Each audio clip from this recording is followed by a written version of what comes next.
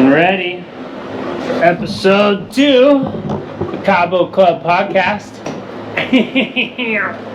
Oh, Ari, where'd you go?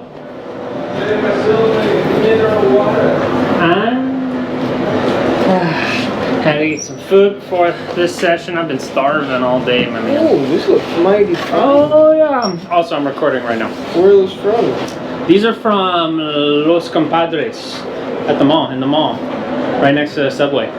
Interesting. Yeah. There's one next to La Comer in San Jose. Yeah. Super good. So how you been, man? You went to, you drove up all the Baja just recently. I did. Dude, how was that entire trip? It was actually really, really smooth. Good. Yeah, I had older couple. Basically, they lived down here for over, I think, like almost 30 years.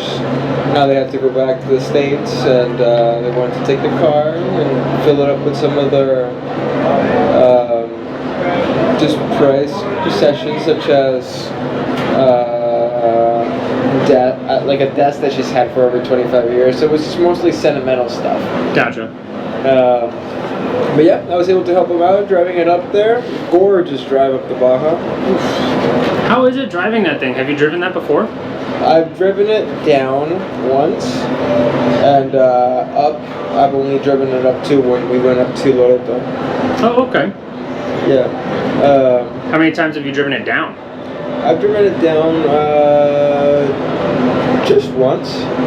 So okay. I haven't actually done it that many times, but at this point I know the routes. So, I mean, there's really not much to, it's not really too hard. There's only 2 roads. I've heard there's some pretty great spots to stop on that trip though, and I didn't know if you've had the opportunity to do that. Well, there are a ton of spots. If you're driving, it's a long drive. Okay. So usually you're not stopping. How long of a drive do you say? I say, I think it's about 18 hours. Okay. So the first day I left here at 6 o'clock in the morning, and I got to Guerrero Negro, which is basically the halfway point, at about 5:30, 6. Okay. There was still light, but I was tired, and that was where I was trying to get to. That's also where I had my hotel booked. Mm. And the next day, I got up real early, like at 5:30. Ooh. And that day, I actually drove all the way to Vegas. Damn. So that was a long day. I was driving from like 5:30 in the morning all the way through like 6:30 in the afternoon. But to prove that you can do it, it's really totally doable. From Guerrero Negro all the way up to Vegas. Dang, that's such a long trip, I feel like.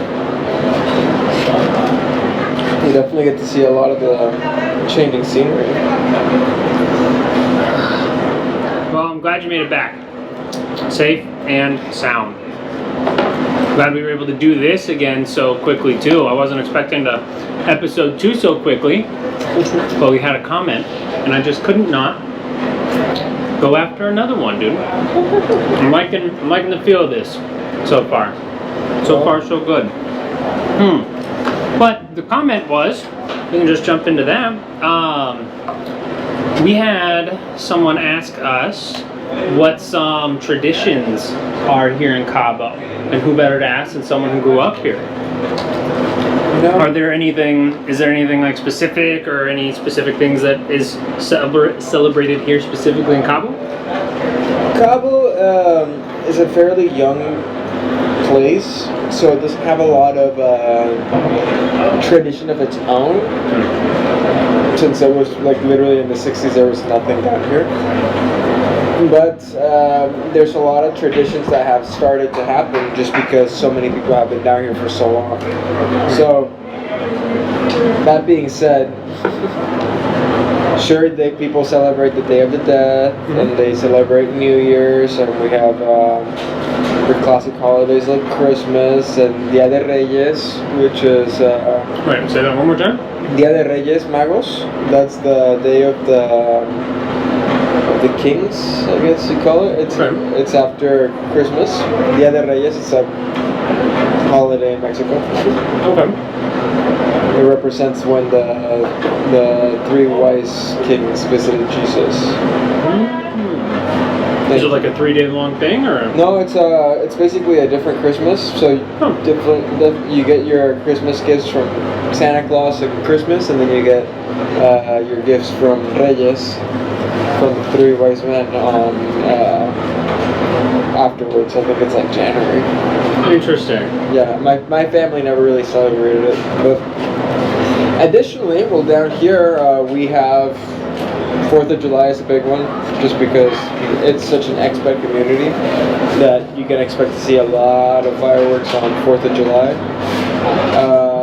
Cinco de Mayo is another one that's... Really? Yeah, just because it's so Americanized down here. So you can expect to see quite a bit of fireworks on Cinco de Mayo, even though it's not a major holiday in Mexico. It's celebrated a little bit in the resorts down here. Gotcha. I guess that makes sense. I don't really see it in town in like San Jose really at all on Cinco de Mayo. Cinco de Mayo. And what else? Yeah, I can't really think of any other one in particular. We do have another couple famous events that happen every year. Well, like the Bisbees, it's a big time of the year. I guess you could kind of call that a holiday. Call that a holiday. For fishermen. Yeah, it gets packed down here. A lot of activity with people that just come down for that. And what's the other one that's got? Oh, the Baja 1000. Baja 1000 is also another big one. People love it. And I think those are the major ones. Okay. They're starting to get more like golf tournaments down here too. Like big ones in the tennis ATP that was here this last yeah, summer. that's right. The tennis ATP is a big event nowadays that happens. There's a big pickleball representation down here for some reason. Pickleball is loved down here. There's also the surf festival. Happens up in San Jose most of the time, and that's a big one. So I guess we do have a couple of major events. A couple of things that you could highlight. It's not bad at all. Oh my goodness. This food is so good. What'd you get? What'd you get? I got 2 shredded pork burritos de chebrada, and then one that was potato and beans, papas y frijoles. And they have the good kind of onions over there. There are these special onions that I really don't see anywhere else but down here. I don't know what people do to them, but the way that it's just spiced up and made, I love it. Is it the purple onions? Yeah, the purple onions are tasty. I like the purple onions from Burritos Chostamos over in San Jose, the place, the burrito spot that we went to. Right, yep. They're so tasty. Have you ever been to Sacrificios over in San Jose? No. Bro, it's on the other side of the arroyo. Some of the best burritos I've ever had in my life. Have to go there. Their steak is to die for, and so is their camarón. Another good spot over there is Tacos Rosie. If you ever visit Cabo and you want really good local tacos that are cheap, Tacos Rosie. They deliver. Now we have them in Cabo too.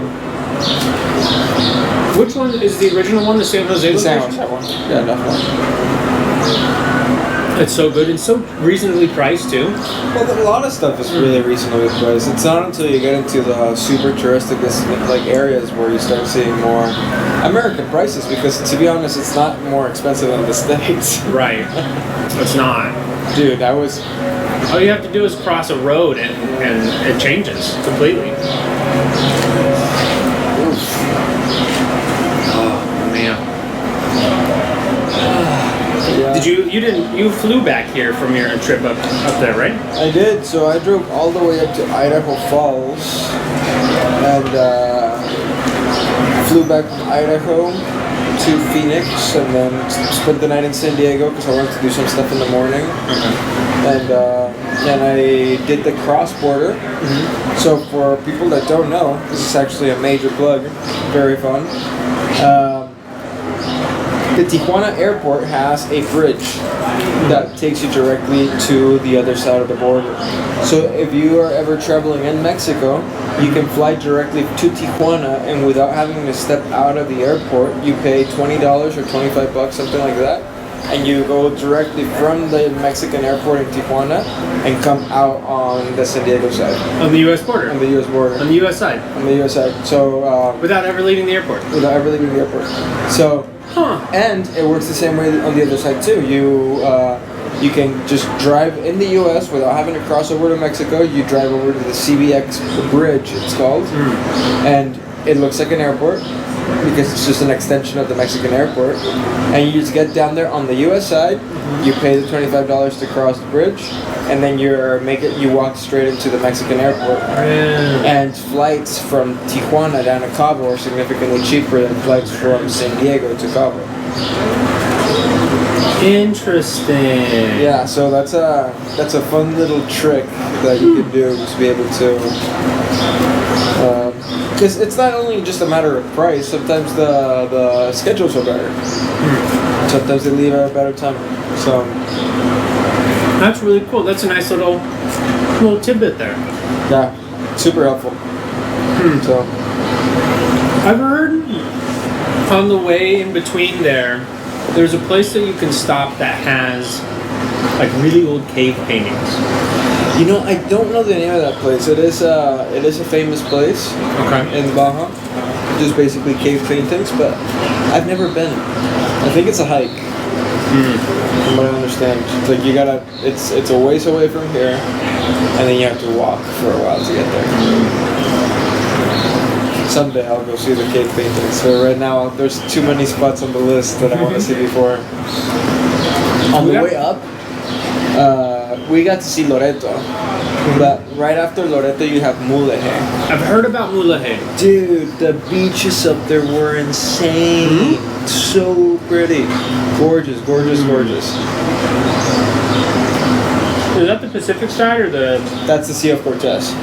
So, like, imagine the beaches from Loreto that were so pretty. These things were even prettier.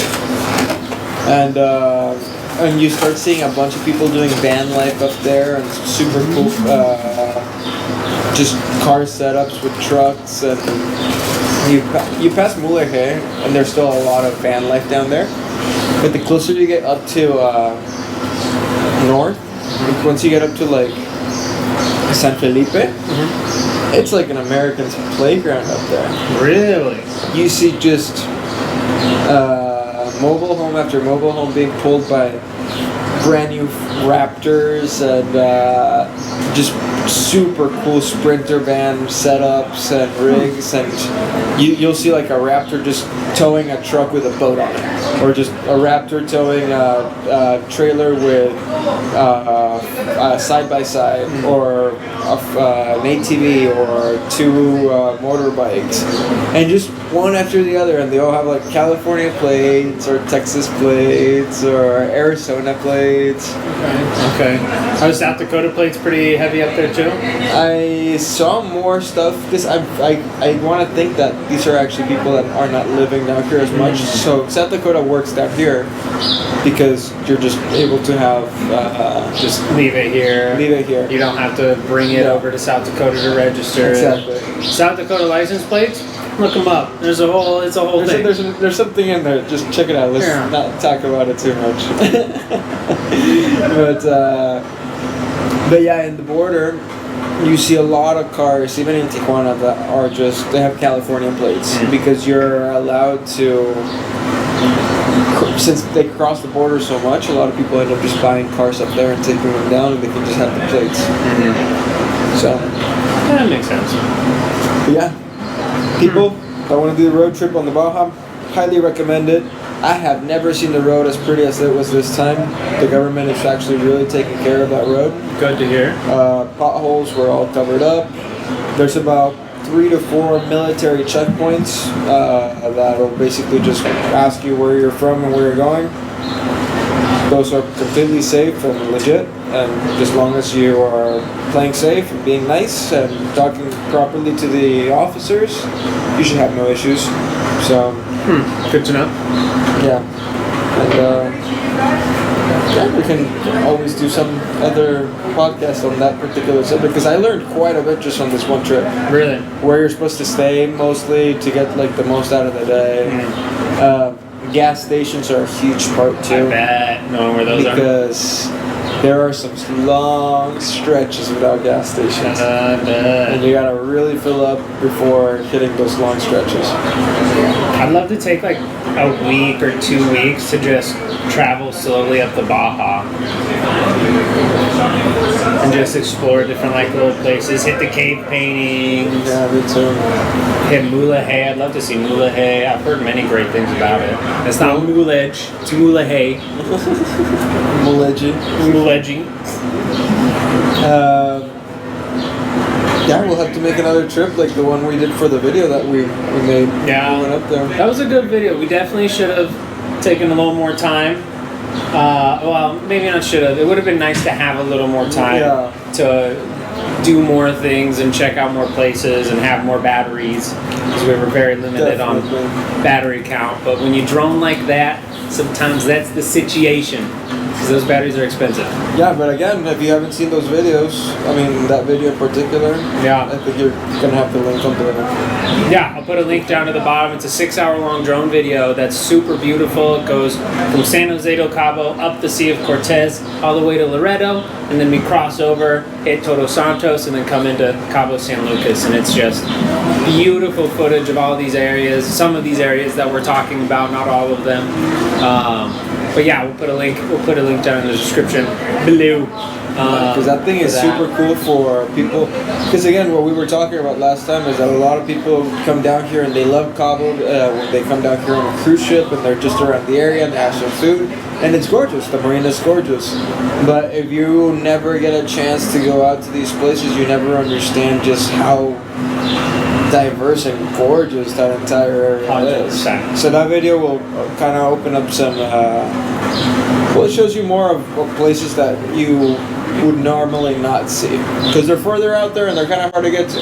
And some of the stuff that we stop by, really only locals ever stop at, like La Fortuna, La Ventana isn't super well visited, I feel like. So, yeah, check it out if you guys want to see some crazy beautiful spots out of here in the lower Baja. Just amazing. And if you ever come to Cabo and need a drone video or a photographer, reach out to your boy. I got you. Shameless plug. Shameless plug. You know, if you, why not? It's our podcast. We can do what we want. Man. It's been getting warm down here now, too. Yes. It's like a switch flip. The weather down here is kind of weird. It definitely... I was wearing jackets in the morning on the way to the office, and now no more. One day it was, and the next day it's not. 1 week difference will do it.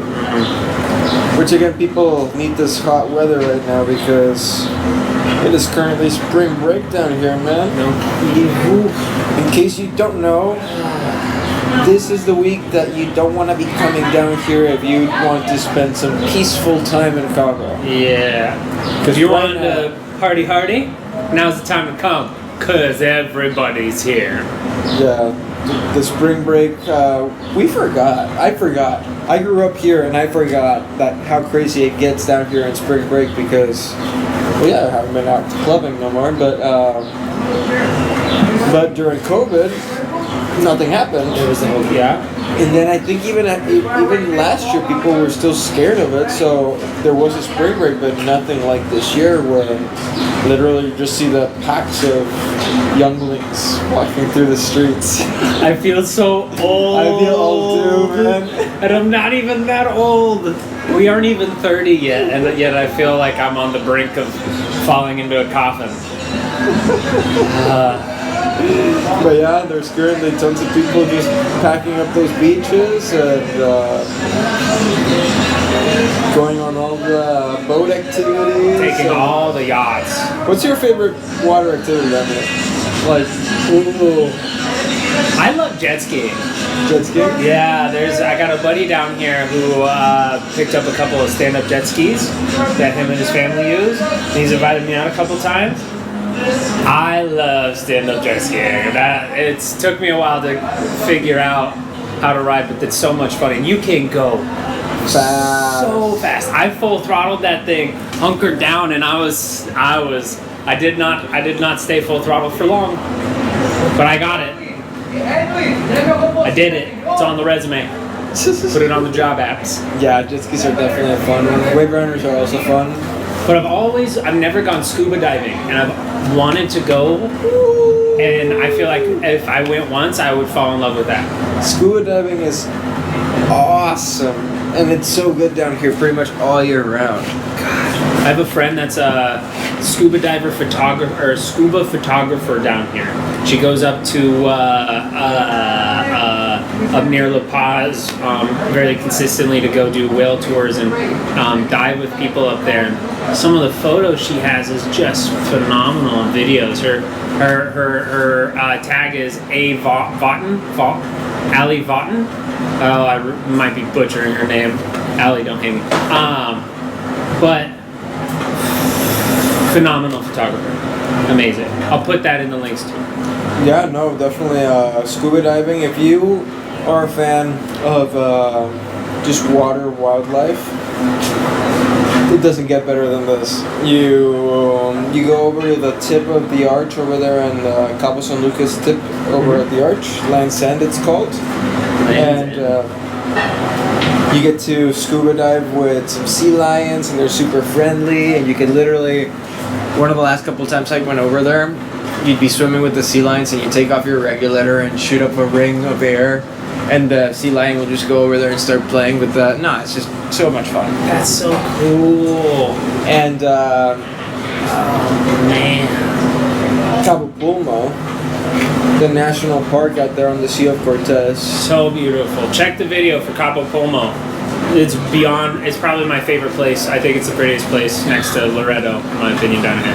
It's so pretty, and the scuba diving over there is just unmatched. At least that accessible, because there are places further out there are some like super big expeditions where you go out to I forget the name of this place because I always say it wrong. Revillagigedo. Okay. It's a group of islands up in the Sea of Cortez. It's about a 30-hour boat ride from here. Okay. And you get out there and it's just giant mantas and just wildlife like unlike any other place. They directly compare it just to the Galapagos. And but Cabo Pulmo it's 2 hours away from here and 2.5 hours, and you can get super good stuff too. So. Fair enough. But even still, that sounds like a fun expedition. Yeah. Oh, I want to go diving so bad. One day we'll get out there. Yeah.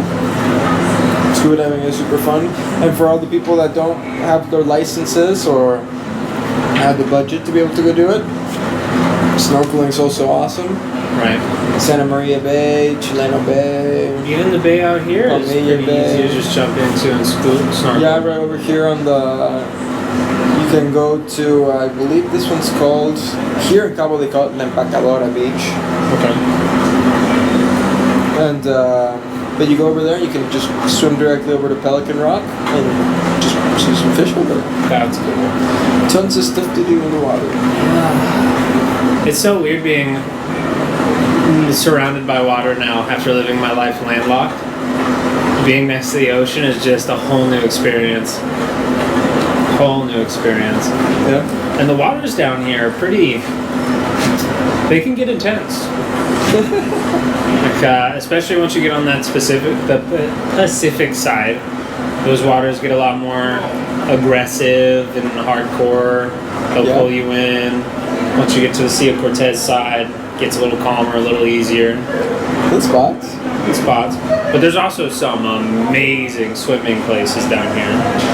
Like Palmilla, Chileno, Santa Maria, like you said. Las Viudas. If you go up to La Paz, Balandra Bay, that's a famous one.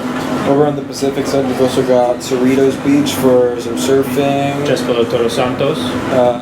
San Pedrito Beach over there as well, famous for surfing.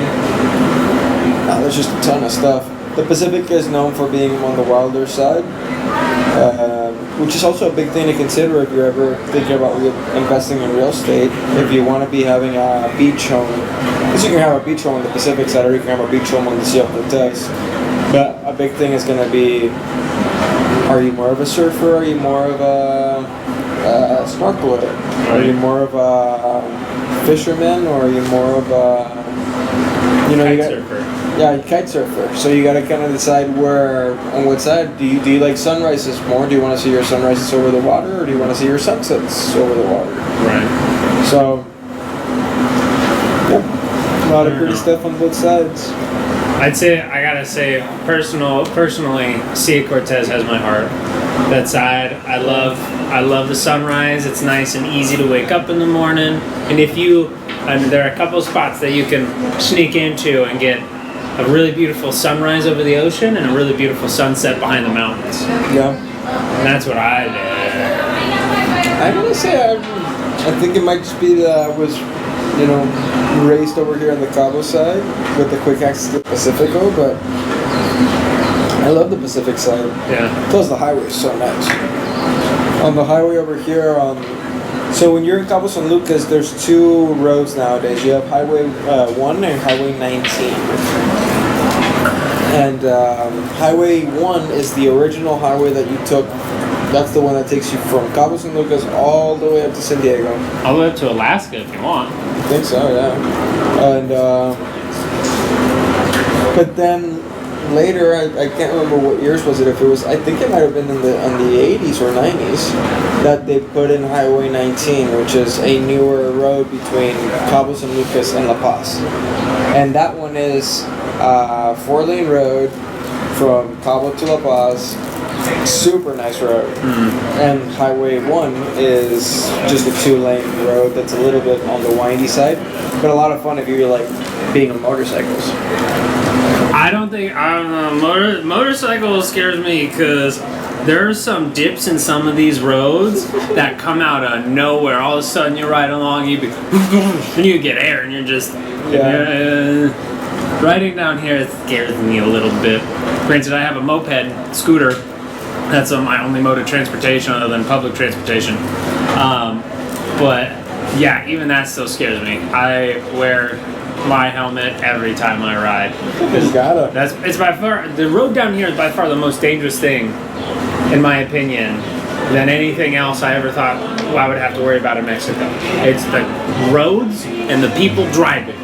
No one knows how to drive. There's one roundabout in San Jose del Cabo. If you ever go to San Jose del Cabo, there's a roundabout, and it's the only one of its kind, it seems like, but it is zippered. You go in zippered. It's not the inside doesn't have the priority, the outside doesn't have the priority, it's zippered. And it's the weirdest thing. Oh, hold on. This is a boss man. Hey, boss man. What up, dude? How are you? I am... No, you're totally good. I was able to shove everything on the moped, so we were good on that front. But right now, I'm actually in Cabo recording a podcast on number 2 with Ari. You're currently on it, or at least our conversation is currently on it. Alright, sounds good. I'll probably be heading back. We've got 30 minutes into it. We'll probably have another 15, 20-ish. We'll see how it goes. But I'll hit you up. Peace. Oh, thank you for that. That light was getting a little gnarly. Also, today's podcast is brought to you by Agua de Jamaica y Limón. It is a beautiful drink that I've never tried until I moved down here, and now it's my favorite thing to have refresh my body. And Kirkland, because Kirkland. Because efficiency is alright. Right. And Costco has like 3 different brands down here. They have Real Costco, they have La Comer, which is owned by Costco, Really? and they have Fresco, which is owned by La Comer. That's why they have Kirkland products. Interesting. I'll have to double check on that one. Double check on that. Jamie, will you check on that? That's a Joe Rogan joke. But I'm pretty sure, because Kirkland is a Costco brand. Yeah. And I wouldn't imagine they could get it unless they were Costco affiliated, at least. At least. Speaking of, can you still drop me off at Costco? Yes. Yes! There's some things you can only get from Costco. And there's only one Costco in the whole lower Baja, and it's in Cabo San Lucas. So you gotta take advantage of when you come over here. Yeah, very, very. It seems like it's a game changer for everybody having a Costco down here. My parents always told me stories of how they'd have to be going over to La Paz every couple of weeks. Really? When we were growing up down here, because that's where you would get most of your stuff. Really? There wasn't much. Huh. That's insane. Yeah. I would hate to have to do that drive. And that was when there wasn't a nice road. That is true. No, Cabo's definitely a different spot nowadays. We're almost a modern town. A modern town. Well, did you hear about the train? Okay, I've heard about a few trains in Mexico. One of them is super controversial over near Cancun, but then there's also the one that they're setting up for the Baja, which I think would be phenomenal. Well, we got the green light. He did? Yeah, it's moved. I didn't know they got the green light. Yeah, it should be built within the next, the construction's going to be going within the next like 4 to 6 years. And the plan is to have a touristic route. It's going to be a train. And not so much for like fast medium of transportation. That's Like still, supplies? It's going to be, I believe, the main purpose of it is to make it a touristic train. So Oh, really? It's going to be hitting different spots throughout the Baja. And it's going to be mostly for like you enjoy the process as much as the destination, because you're going to be hitting places like La Sierra de San Pedro Martir, which is up in the north and it has snow. Okay. And you get to see the vineyards over in Valle de Guadalupe, and you get to see Loreto, and you get to see Interesting. Back Bay maybe, and but they're also going to be able to use those tracks for supplies. Okay, I thought it was primarily going to be supplies, but I didn't know if they were going to be doing any touristic or people moving. Oh yeah, apparently it's going to be, the concept is going to be similar to El Chepe over on the south of the country. Oh. And apparently that's been a success, and they're talking about eventually getting a train that goes through the entire coastline of Mexico. Oh. But right now they're going to start off with just having the Baja and the Chepe. Gotcha. I mean, okay. That'd be nice. Yeah, it'll be fun. Keep on bringing the tourists. I mean, if you build it, they will come.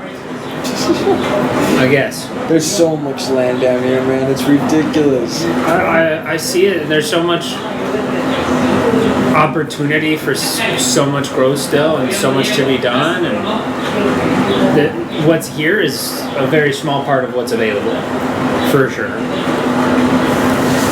And I can only imagine what 10 years from now it's going to look like. Just thinking back, so back in like your earliest memories of living down here, what was it like coming to the marina or going out, or like what are some of like the things that you remember fondly about the past that only you get because you were here, you know?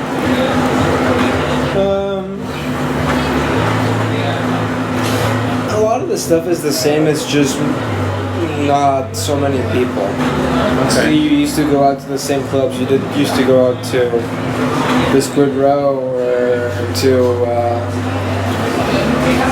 to Mandala or Pink Kitty back in the day, and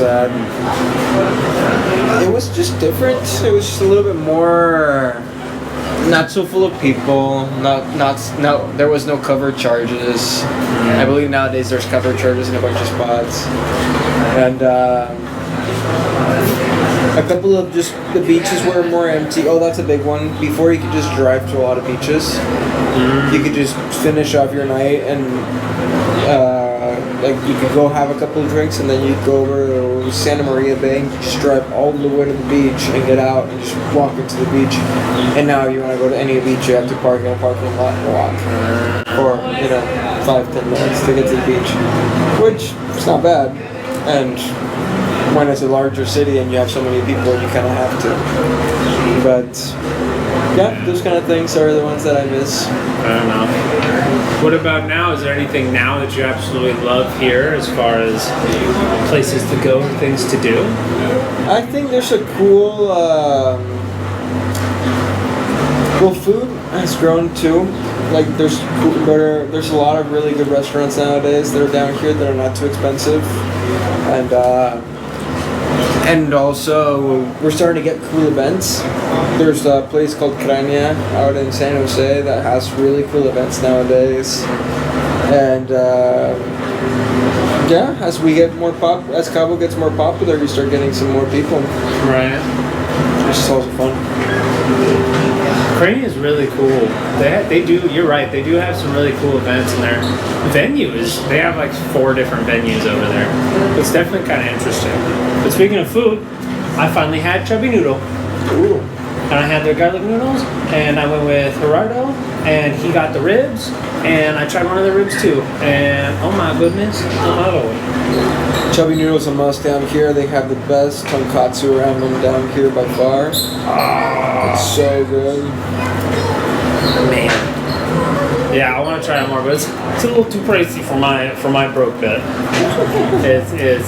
It's 280 pesos. It was 280 pesos for the noodles and 480 for the ribs. Yeah. And that's like $25 for the ribs and $15 for the noodles, which isn't the worst. The noodles is not bad at all when you compare it to any American. No. Like Noodles and Company, you're paying the same price essentially. But even still, I've been here for long enough now. I'm so used to like going down to the hot dog cart and getting 5 hot dogs for $5. Yeah. It's not good for you, man. No. They taste great though. Yeah, they sure do.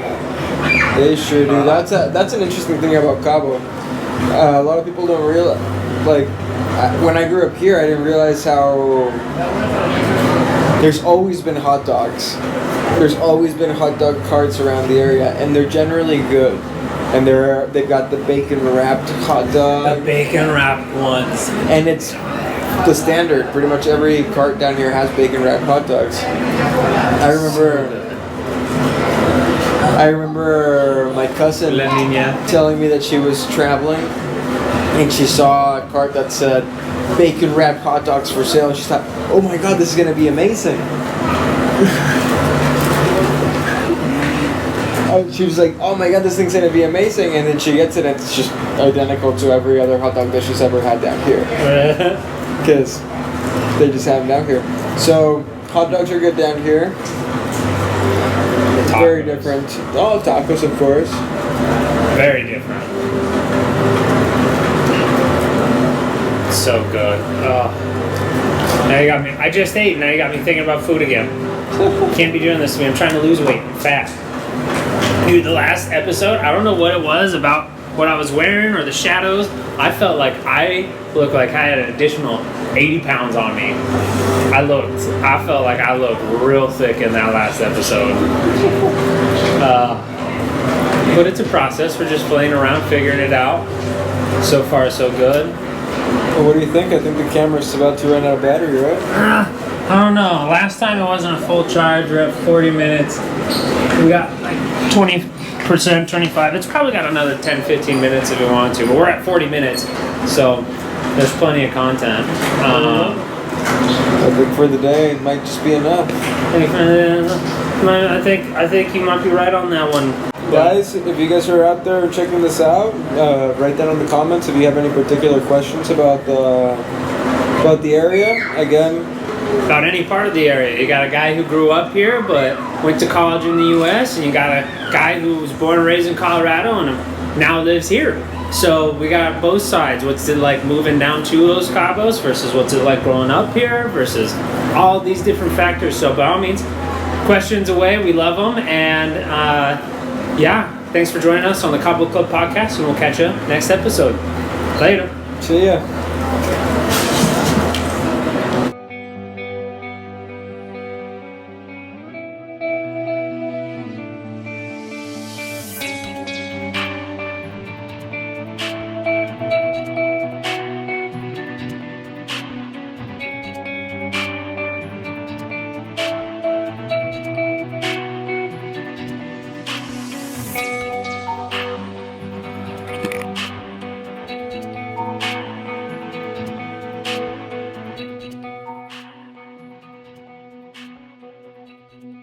The sky may be the limit, but space is the place to be.